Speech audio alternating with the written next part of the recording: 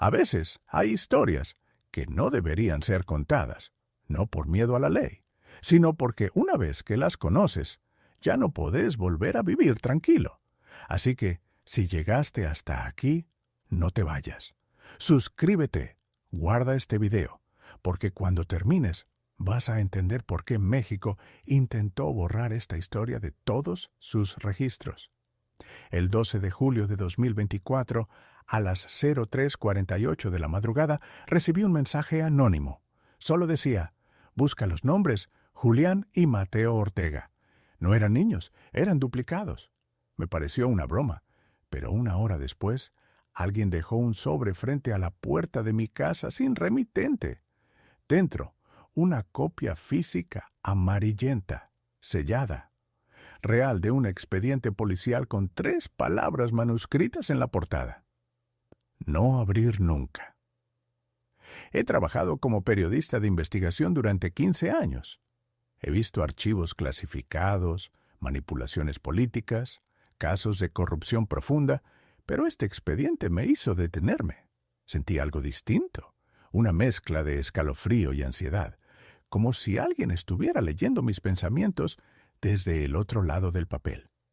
El caso empieza en un pueblo de Morelos que ya casi nadie recuerda. Yapixtla, fecha 19 de febrero de 1992. Víctima, Valentina Ortega García. Edad, 8 años. Lugar, dormitorio, residencia familiar. Valentina fue encontrada sin vida por su madre a las 07:12 de la mañana. Estaba acostada en su cama con una flor marchita entre las manos y los ojos completamente abiertos. La autopsia no encontró lesiones visibles, pero sí algo anormal. El rostro de la niña mostraba una expresión de terror tan extrema que el forense no pudo continuar su informe sin asistencia psicológica. En el suelo, al pie de la cama, había un dibujo hecho con crayón rojo, una espiral doble, imperfecta, de unos 30 cm de diámetro. La policía lo clasificó como garabato infantil, pero la madre de la víctima, una mujer que según los registros no volvió a hablar con nadie después de esa noche, declaró lo siguiente a la patrulla. Eran las 3 de la mañana. Escuché voces idénticas, como si alguien se hablara a sí mismo, pero desde lados distintos de la habitación. Fui al cuarto y ahí estaban los dos sentados al pie de la cama. Cuando me vieron, sonrieron al mismo tiempo y luego bajaron la mirada. Se refería a Julián y Mateo Ortega, los sobrinos de Valentina. Tenían 9 años, gemelos. Vivían con la familia desde los 4, luego de un accidente automovilístico en el que sus padres murieron bajo circunstancias poco claras. Nunca se investigó más allá. Oficialmente, los niños no fueron acusados de nada, pero dentro del expediente, en una hoja sin membrete y escrita a máquina, aparece una anotación inquietante. Evitar intervención directa. Sujetos clasificados bajo categoría 3B. Miméticos. Observación pasiva autorizada. Miméticos. Busqué durante días el significado. No aparece en manuales de criminología ni en textos médicos, pero sí en un antiguo glosario reservado del CISEN, la antigua Agencia de Inteligencia Mexicana. Definición: mimético.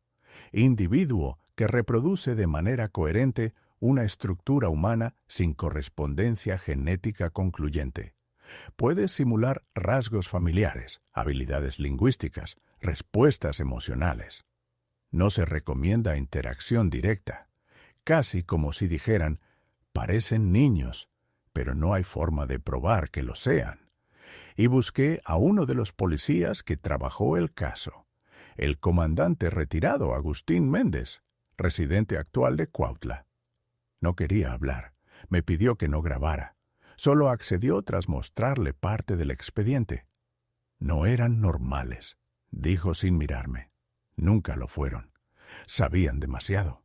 Pero lo que más me perturbó fue esto. Cuando uno hablaba, el otro parpadeaba. ¿Cómo? Sí, uno decía una frase, El otro no hablaba.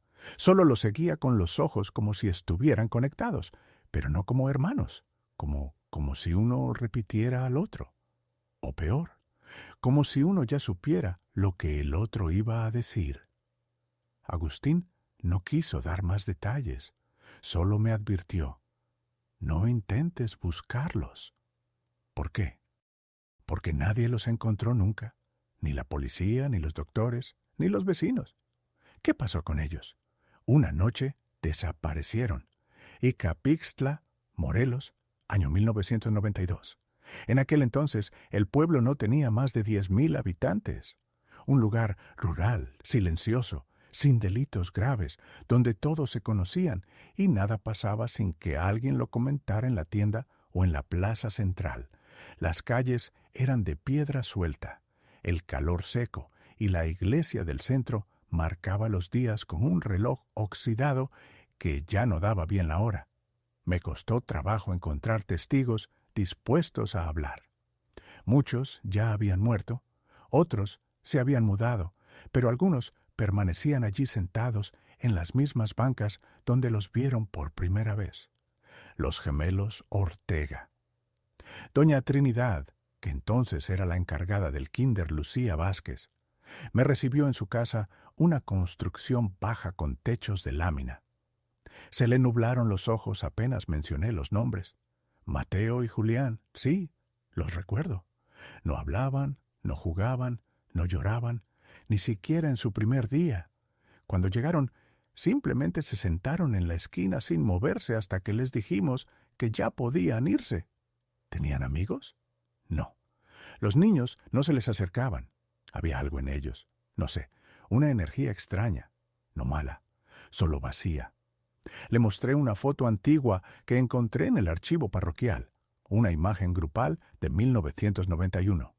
Se puede ver a los dos hermanos en la esquina inferior derecha.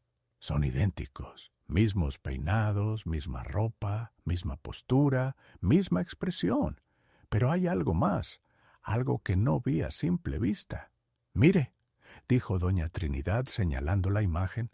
Ve a ese niño de atrás en la fila superior, un niño con el rostro parcialmente borroso, no por el desgaste de la foto, sino como si hubiera movido la cara al momento exacto. Su expresión es difícil de interpretar, pero los ojos miran directo al lente. Él desapareció un año después, a los pocos días de que los Ortega pasaran a primaria. Se llamaba Ismael. Nunca se encontró rastro. La policía local cerró el caso como fuga del hogar. Después hablé con don Serafín, un viejo electricista que arreglaba los fusibles del kinder en esa época. No me gusta hablar de eso, pero sí algo raro había. Recuerdo una vez que se fue la luz en un aula. Revisé el tablero y vi que todos los fusibles estaban fundidos, menos uno, el del salón de los gemelos. ¿Eso es común? No, eso es imposible. Si explota la línea, revienta todo. Pero ahí, como si alguien lo hubiera aislado, como si algo no quería que se interrumpiera lo que pasaba ahí dentro. ¿Y qué pasaba ahí? Serafín encendió un cigarro, luego otro. Tardó en hablar. Una vez, sin querer, escuché por la ventana. Era la hora del recreo. Todos los niños estaban fuera, menos ellos, sentados, frente a frente, repitiendo palabras, bajito, como si rezaran. ¿Qué decían? No era español, no era nada que yo conociera, pero al rato, cuando la maestra volvió, estaban en silencio, exactamente igual, sin haberse movido ni un centímetro. Visité la antigua directora del colegio, ya muy mayor, en silla de ruedas. Al principio no recordaba los nombres hasta que le mostré una copia del acta de inscripción. Ah, los idénticos. Así les decíamos entre los profesores. Nunca aprendimos a distinguirlos. Daba igual si uno estaba enfermo. El otro se comportaba exactamente igual. ¿Hubo incidentes? No incidentes, pero sí cosas raras. Una vez hicimos una actividad de dibujo. Los niños tenían que imaginar una casa. Todos hicieron lo típico: techos, árboles, familia, pero ellos no. ¿Qué dibujaron? Un círculo en medio, un ojo, y debajo dos figuras negras humanas. No sé, parecían humanas, pero sin cara y sin pies, como si estuvieran flotando. Leer los registros médicos también muestran algo anómalo. En los exámenes de ingreso a la primaria en 1992, realizados por la Clínica Rural del IMS, los pediatras anotaron un dato en común: falta de respuesta al estímulo auditivo sin presentar sordera clínica. Las ondas cerebrales registradas en EEG muestran sincronía no habitual. Requiere reevaluación neurológica. Pero no hubo reevaluación. La clínica fue cerrada temporalmente por falta de recursos. En Yecapixtla, nadie quiere hablar de los Ortega hoy. En la escuela, el archivo físico de su historial académico ha desaparecido por completo. El director actual dice que nunca los ha oído mencionar. No hay registros de esos alumnos aquí. Puede ser un error, pero en un rincón del salón de actos, bajo una pila de cajas con uniformes viejos, encontré una hoja suelta. Lista de asistencia, marzo 1992, segundo año. Y al fondo, Julián Ortega, Mateo Ortega presentes. Pero algo más estaba descrito en lápiz, apenas visible en la esquina inferior. No dejar que se sienten juntos. Si se miran demasiado tiempo, se desconectan. A veces, lo más espeluznante no es lo que falta, sino lo que coincide demasiado bien. La tercera pieza de esta historia empezó a tomar forma cuando logré contactar a Lidia Suárez, enfermera retirada de la unidad médica que operaba en Yecapixtla en los años 90. Hoy vive con su hija en Atlixco, Puebla. Me recibió con reticencia, pero tras una hora de conversación, algo cambió en su mirada cuando mencioné los nombres de los gemelos. Los Ortega, ¿sí? Me acuerdo bien. Nadie los quería revisar. ¿Por qué? Porque algo pasaba cuando entraban al consultorio. El aire cambiaba literalmente. El oxímetro no funcionaba.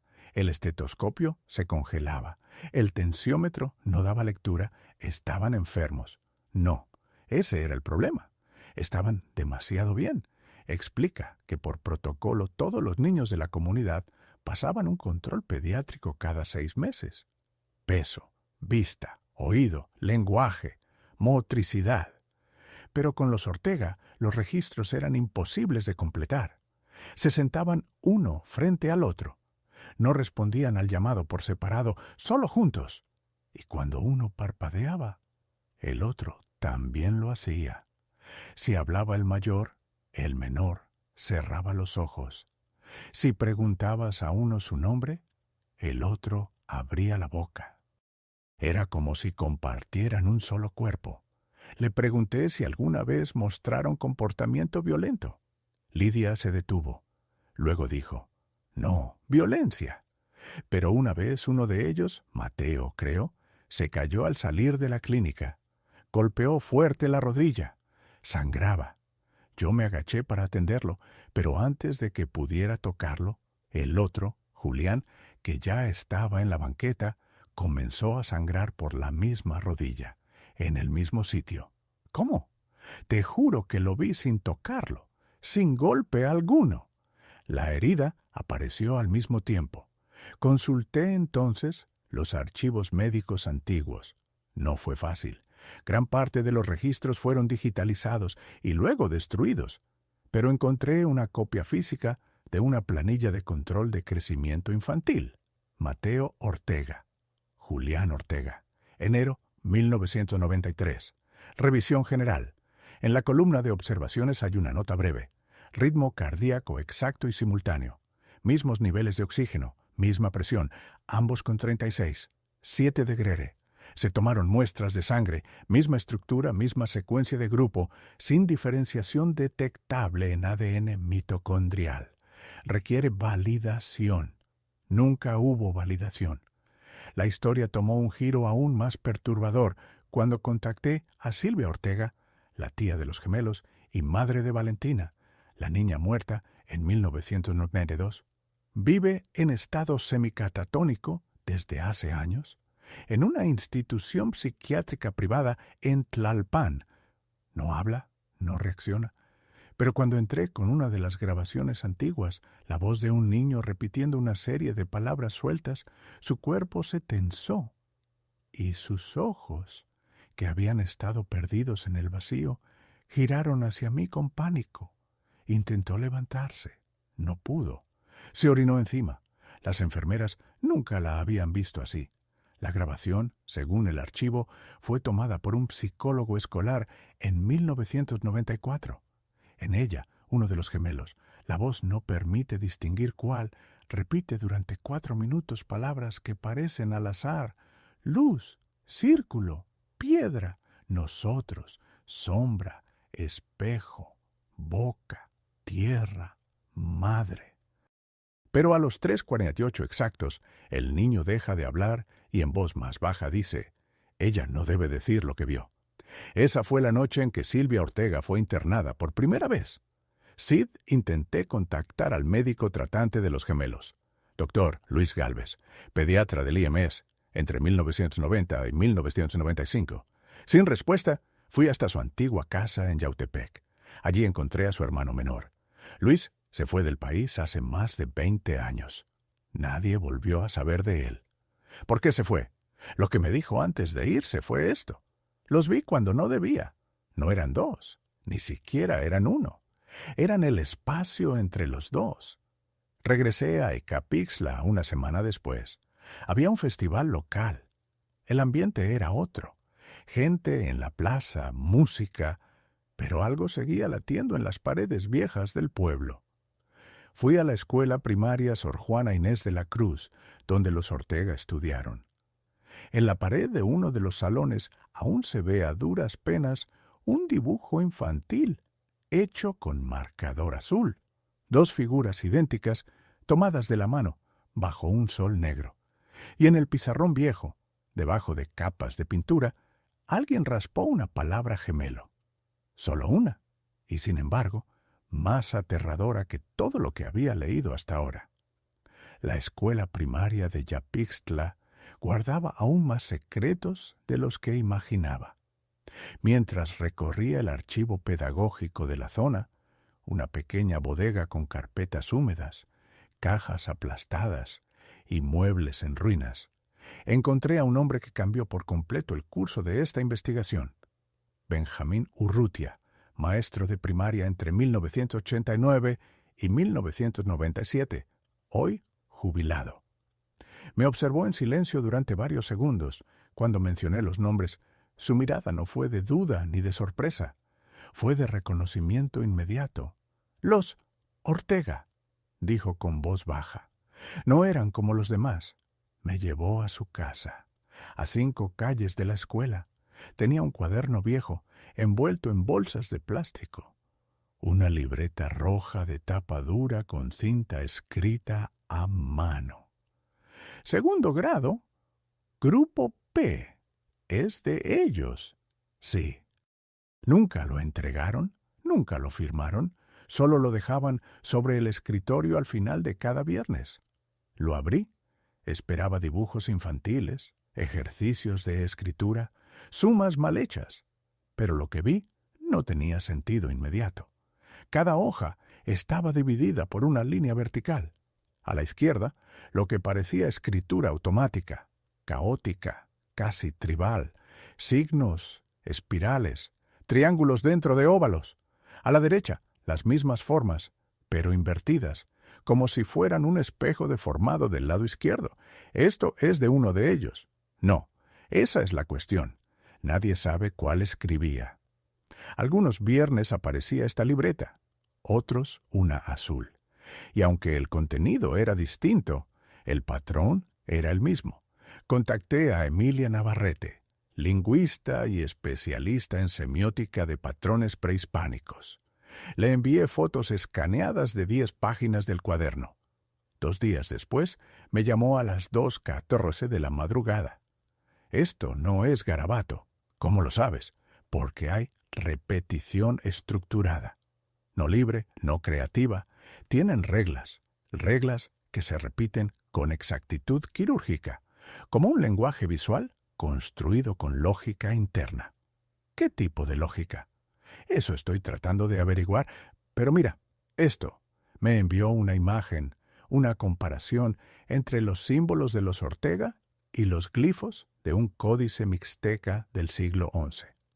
Uno de los signos, una figura con doble eje vertical y 3 líneas onduladas cruzándolo, aparecía en ambos. Esto no lo podrían haber inventado, a menos que hayan leído códices prehispánicos a los 7 años y los reinterpretaran gráficamente con su propio sistema simétrico.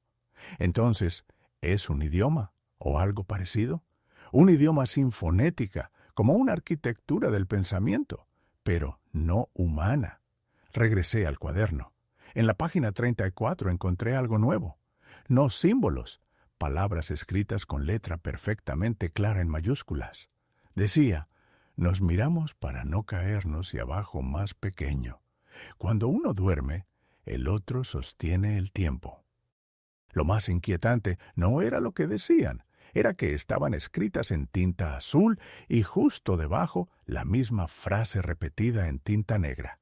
Mismo tamaño, misma letra, desfasadas solo por milímetros, como si alguien hubiera calcado la escritura desde abajo del papel. En una hoja encontré un esquema, un dibujo de 2 figuras idénticas paradas una frente a la otra. Entre ellas, un círculo con 4 puntos marcados y en la base, una línea escrita con lo que parecía ser sangre seca. Posterior análisis lo confirmó.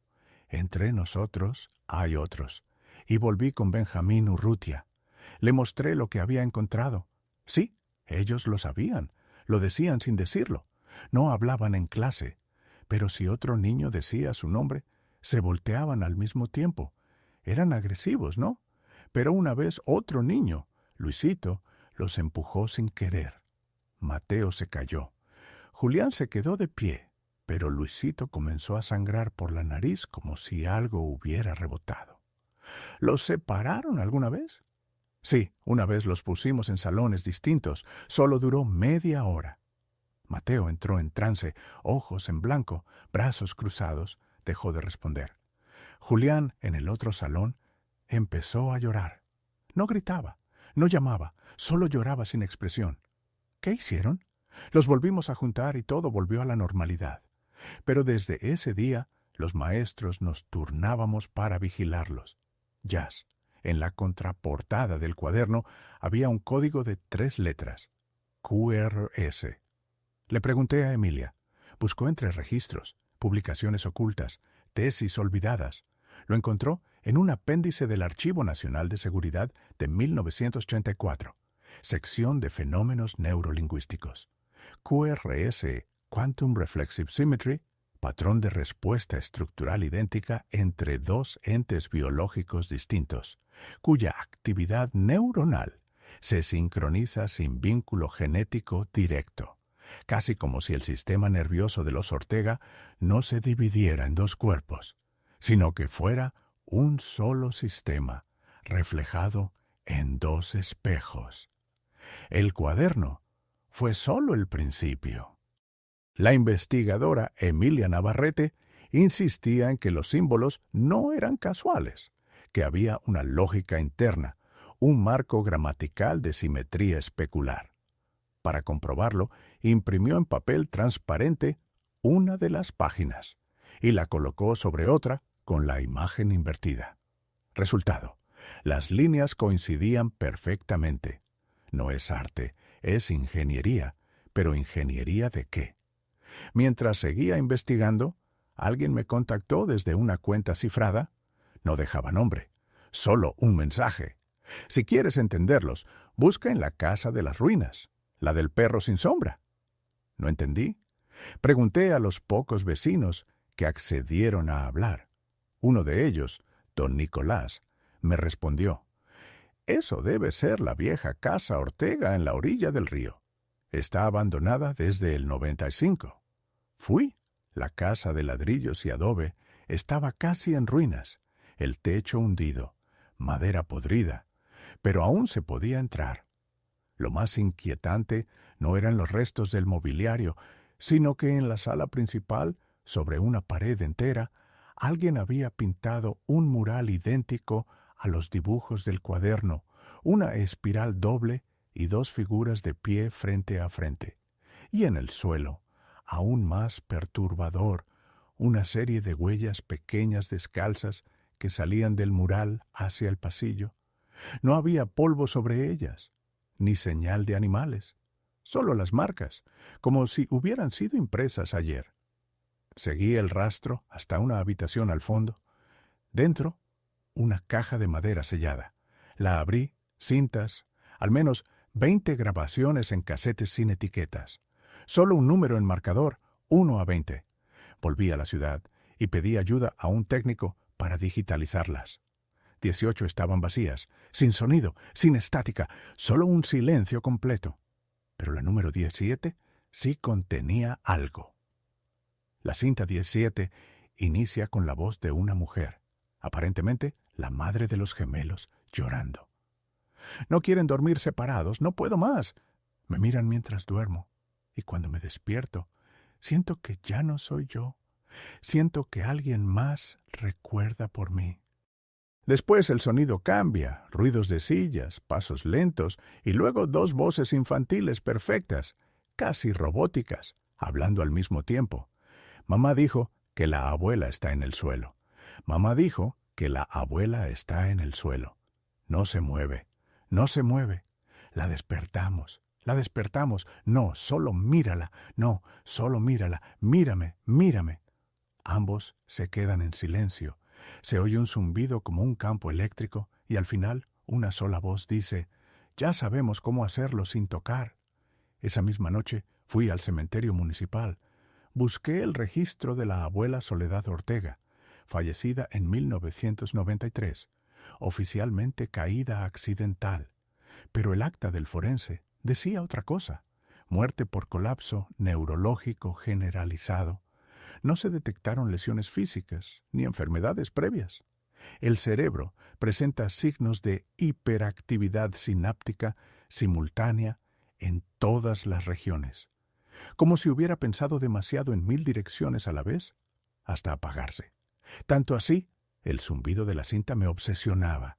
Lo envié a un experto en sonido para análisis espectral. Resultado, no era una interferencia, era un patrón de onda sostenida. Frecuencia 217, 8 Hz, que coincidía con un tipo específico de onda cerebral conocida como gamma. No es un ruido, me dijo, es una resonancia cerebral codificada. ¿Eso qué significa? Significa que alguien o algo está emitiendo un ritmo capaz de alterar patrones mentales. Babi Santos volvía a escuchar la cinta, esta vez con auriculares especiales. Cerré los ojos y algo cambió.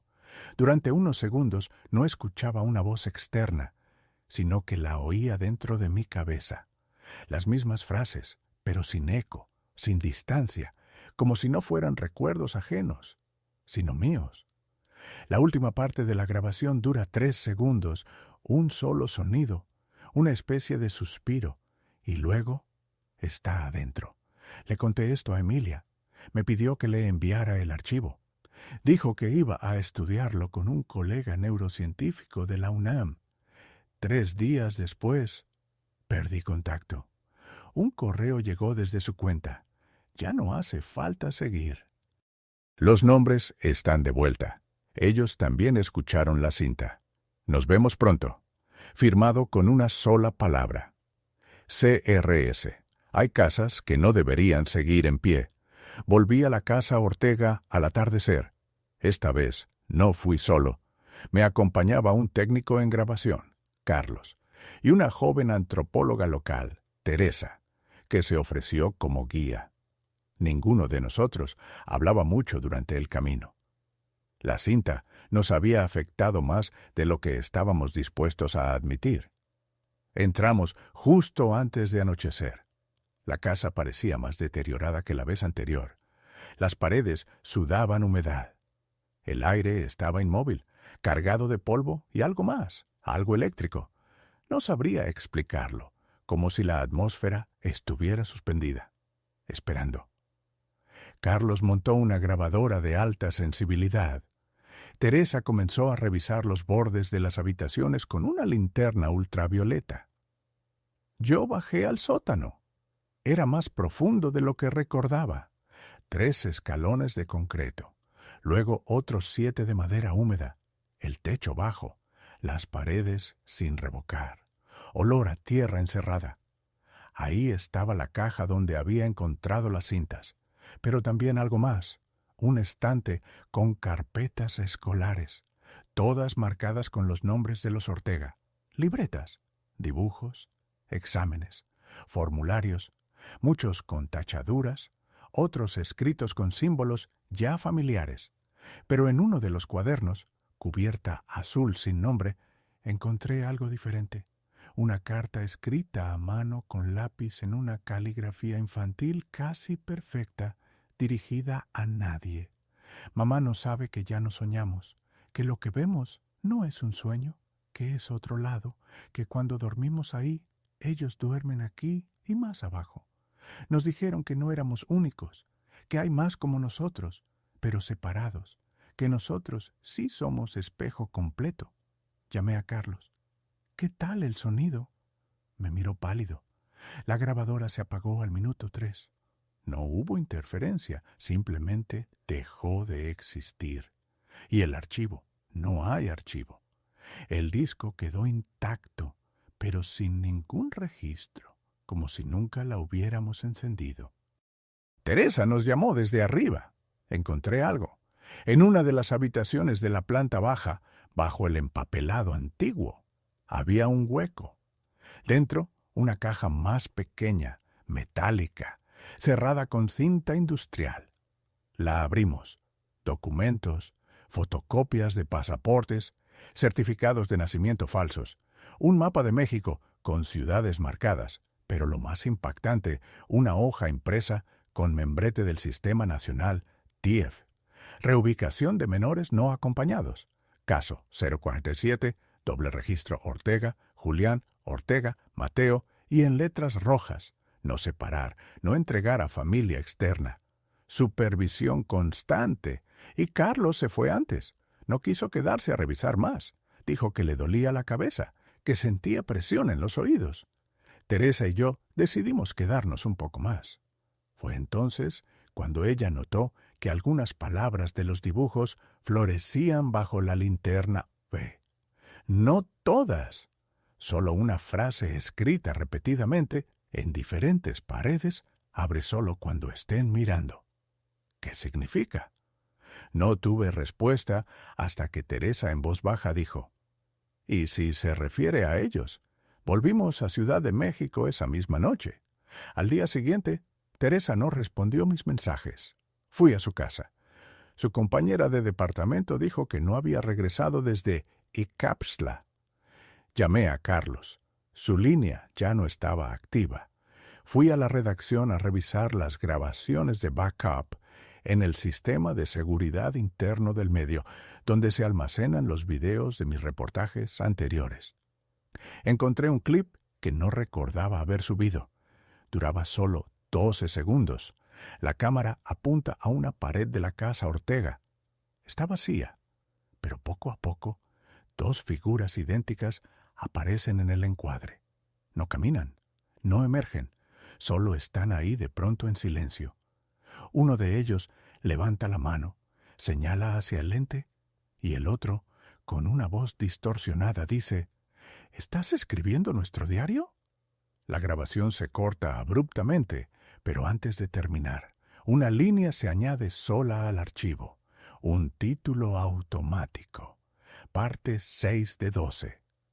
Durante 3 noches no dormí. No por miedo a las grabaciones, ni siquiera por las desapariciones de Carlos y Teresa.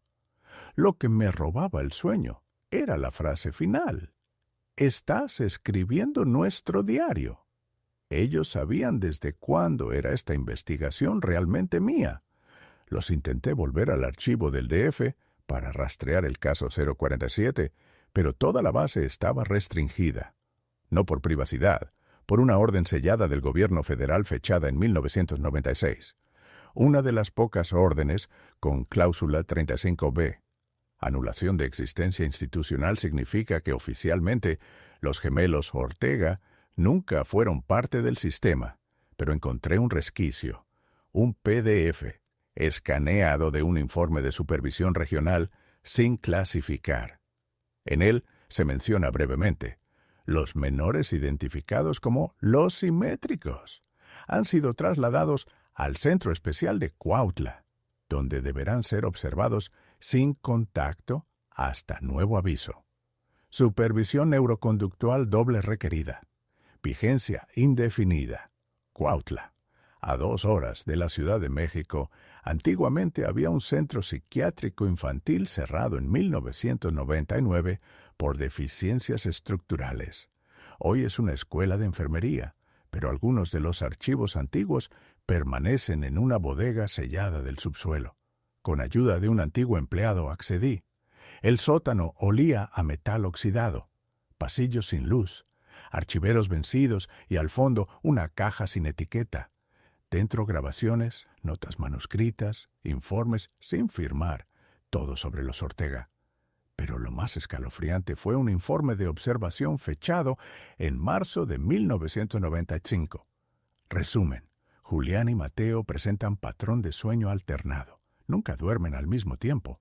Las cámaras muestran actividad nocturna ininterrumpida. Los turnos de vigilancia reportan que incluso cuando uno está dormido, mantiene los ojos abiertos. Y un dato más: se ha detectado una variación en la temperatura ambiental de sus habitaciones. Durante ciertas horas de la noche, la temperatura cae bruscamente 6 a 8 solo en su celda. El vigilante nocturno Eduardo Cirire escribió un testimonio personal escondido en un cuaderno de bitácora. Una noche vi algo. Mateo estaba acostado, ojos cerrados. Julián sentado en una esquina, pero no en silencio. Murmuraba, hablaba con alguien, no con su hermano, con algo más. Dijo: él ya está en ella, y yo todavía estoy aquí. Y luego se quedó quieto como si escuchara algo, como si lo esperara. Ese día renuncié y volví al expediente médico. En un informe firmado por el doctor Víctor Rendón, fechado en abril de 1995, se señala lo siguiente: ambos pacientes presentan actividad cerebral sincronizada, incluso durante estados de conciencia opuestos. Pruebas de resonancia magnética muestran patrones idénticos, como si los datos se repitieran por error del sistema. Hemos confirmado que no es un error y una nota en rojo. La conciencia no se localiza, se duplica. La NINS decidía hacer algo irracional: reproducir la cinta 17 una vez más, esta vez dentro del antiguo edificio, en el mismo sótano donde estuvieron los gemelos. Encendí el reproductor, subí el volumen, me senté en el suelo. A los 3:48, la voz surgió. Ella no debe decir lo que vio. Y luego, silencio. Pero dentro de mí, algo vibró. Un pensamiento que no era mío, una certeza que no había tenido antes. No es que vean el futuro, es que nunca dejan de estar en el pasado. Me levanté con dificultad. El reproductor se había apagado solo. El aire estaba más frío. El sudor me corría por la espalda. Y en una de las paredes del sótano, escrita con crayón rojo, no estaba ahí. Antes apareció una frase: diles que no nos cierren. Diles que estamos despiertos. Y volví a casa. Esa noche no había dormido en 2 días. Me metí a la ducha. Cerré los ojos por un instante y cuando los abrí, el espejo del baño tenía condensación, aunque el agua era fría. Y en el vaho, con letra infantil, decía: ¿ya sabes quién escribe todo esto? No quise volver a mi departamento esa noche. Me quedé en un hotel en el centro, sin ventanas, sin espejos, sin nada que pudiera devolverme una imagen. La pregunta del vapor seguía latiendo en mi cabeza. ¿Ya sabes quién escribe todo esto? Era una amenaza, una advertencia, una burla. Dormía a ratos, y en mis sueños 2 voces idénticas repetían palabras sueltas, no frases, solo palabras. Humedad, duplicado, no toques. Debajo, repite, despierta. Al despertar tenía sangre en las encías, no había señales de violencia, no había mordido nada. Solo una sensación de haber estado masticando mi propia lengua. Volví a los archivos médicos del centro de Cuautla. Había un solo documento más en la caja, un expediente incompleto firmado por un psiquiatra no registrado oficialmente, Dr. Ignacio Herrera. Su informe era distinto, no clínico, no técnico, más bien desesperado. He llegado a la conclusión de que los Ortega no son gemelos en el sentido biológico. Tampoco son un fenómeno neurológico duplicado, con una simetría viva, una anomalía no replicable que se mantiene porque ambos existen, y si uno falta, el sistema colapsa, y luego no deben ser separados, no deben ser interrogados, no deben ser provocados, porque no solo repiten, sino que guardan. Guardan el qué, un patrón, un mensaje, una arquitectura de repetición que nadie había logrado descifrar hasta ahora, porque esa misma noche Emilia, la lingüista que había desaparecido, me escribió desde una cuenta nueva. Solo dijo, pude reconstruirlo. El patrón del cuaderno no es lenguaje humano, es un plano, una especie de máquina, pero no hecha con partes, sino con actos. Le pedí una prueba, me mandó una imagen. Era una réplica de los símbolos encontrados en las libretas, pero dispuestos como un calendario. 28 cuadros, cada uno con una combinación de gestos, repeticiones y tiempos. Abajo, una palabra sustitución. La llamé. No respondió. Al día siguiente la encontraron en su casa, viva, pero sin capacidad de hablar. Su voz no estaba dañada, sus cuerdas vocales funcionaban, pero su cerebro no producía lenguaje. En su pared, escrita con lápiz, encontraron una sola frase repetida 8 veces. ¿No soy yo? Fui con un viejo experto en criptografía de símbolos sagrados retirado del ejército. Le mostré el patrón. Lo analizó durante horas. Luego me dijo, esto es como un reloj, pero no da la hora. Marca acciones. ¿Qué tipo de acciones? ¿Imitaciones? ¿Rejos? Conductas que se deben realizar en un orden específico para abrir algo. ¿Qué? Eso no está claro. Pero hay un centro, un punto medio, un momento exacto, donde las dos partes se cruzan y el reflejo ya no es pasivo, sino activo, como un ritual, como una sustitución. Volví a revisar el cuaderno azul que encontré en el sótano. En la última página había un nuevo dibujo, 2 figuras humanas, pero ya no infantiles, de tamaño adulto. Uno se está de pie, el otro de rodillas. En medio un círculo, dentro del círculo un símbolo. Lo busqué. Solo apareció en un manuscrito del siglo X, recuperado por la Universidad de Salamanca. Se relaciona con el concepto de doble consciente en tradiciones antiguas de la zona mixe. Definición: espejo que ve cuando el cuerpo no puede. Recuerdo de lo que no ha ocurrido. Reflejo que espera su momento. Volví a casa. Tenía que saber. Puse todas las libretas sobre el piso. Las ordené como Emilia lo sugirió. Me senté frente al patrón y le hablé. Dije los nombres, Julián, Mateo, nada.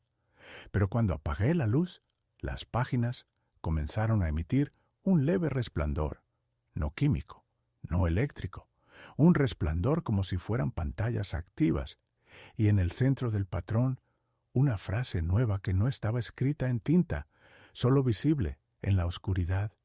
Tú también fuiste duplicado. La frase no estaba ahí la noche anterior, no podía haber estado. Revisé cada hoja decenas de veces. La tinta invisible, el patrón, nada de eso existía hasta que apagué la luz. Tú también fuiste duplicado. Me quedé en el suelo inmóvil durante horas pensando, ¿duplicado por quién? ¿Cuándo? ¿Cómo? Y a la mañana siguiente decidí buscar a alguien que hasta ahora había evitado contactar, la madre de los Ortega. Su nombre completo, Celia Barajas de Ortega, ubicación actual desconocida, pero según registros de nacimiento, aún figura como residente en una zona rural de Oaxaca. Fui. El pueblo se llama San Pablo del Monte, aunque oficialmente no figura como tal en los mapas. Los lugareños la recuerdan, pero nadie dice su nombre. Solo la llaman la Madre Muda. Vive en una casa de adobe sin electricidad. No abre la puerta, pero deja pasar papelitos por debajo. Le escribí una nota. No quiero hacerles daño. Solo quiero entender qué ocurrió. Al día siguiente encontré una respuesta escrita con lápiz en una caligrafía infantil, aunque temblorosa. No ocurrió. Está ocurriendo. Siempre ocurre. Insistí. Le pregunté por qué se fue, por qué abandonó todo. Me respondió con otra nota. No se puede criar un espejo, solo se puede limpiar. Y en otro papel más, ellos no nacieron, se reflejaron. Volví al hotel confundido. Dormí mal. Soñé con una habitación sin puertas. En ella, yo mismo de pie mirándome. Pero el otro no pestañeaba, no respiraba, solo me copiaba. Y al final me habló, no con mi voz, con la de los gemelos. Si dejas de moverte primero, tomamos el resto. El día siguiente recibí una llamada desde un número bloqueado. Una voz masculina, entrecortada, casi metálica, me dijo, «Encontraste la 10ª página. ¿Quién habla?» «No importa. Escucha, hay una página que no está en los cuadernos. Nunca estuvo. Pero si la escribes tú, ellos vendrán». «¿Quiénes?» «¿Los otros tú?» Colgó. Horas después mi laptop se encendió sola. Una carpeta nueva apareció en el escritorio. 10 punt reflejo. Adentro un documento de texto. Contenía solo una frase, repetida 216 veces. Escribe el reverso. Busqué su origen. No hay conexión de red. No hubo ingreso físico. El archivo no fue creado por ningún usuario registrado. Llevé la laptop a un técnico forense digital. Me dijo algo escalofriante. Este archivo tiene una marca temporal imposible. ¿Cómo? Fecha de creación, 17 de octubre de 1992. Ese fue el año en que los Ortega desaparecieron del sistema. Si volví a la casa donde comenzó todo, la casa a Ortega en Icapixtla. Entré solo, grabadora encendida. En el piso encontré una 10ª libreta negra, intacta. Solo contenía una hoja y en ella algo escrito a lápiz. Ahora falta que escribas tú, porque el reflejo no termina donde empieza la imagen. En el fondo de la casa, en la habitación donde hallamos la caja metálica, noté algo nuevo. Una grieta vertical en la pared, perfectamente recta, delgada como una hoja de papel. Toqué. El muro no estaba frío como el resto, estaba tibio, palpitante como piel. Y cuando me alejé unos pasos, vi la forma completa. 2 figuras de pie mirándose, y en medio de ellas una sombra proyectada hacia mí, pero detrás de mí no había luz. Esa noche no pude regresar. Me senté frente a la casa Ortega hasta el amanecer, viendo cómo la sombra entre las 2 figuras en la pared no se movía con el sol. No era sombra, era ausencia. Una grieta sin fondo. Tan tonto se llena. Al volver a la ciudad, la libreta negra comenzó a cambiar. Esos, lo juro. La hoja en blanco ahora tenía líneas, luego un título y después palabras. Mi letra. Pero no las escribí. Yo decía, hoy volví a verlos. No me miraron, me reconocieron. Pasé horas tratando de entender cómo había aparecido. Consulté con expertos en papel, en tinta, en comportamiento anómalo de grafito. Nadie pudo dar una explicación. Uno de ellos, un físico, me preguntó, ¿estás seguro de que no tienes un gemelo?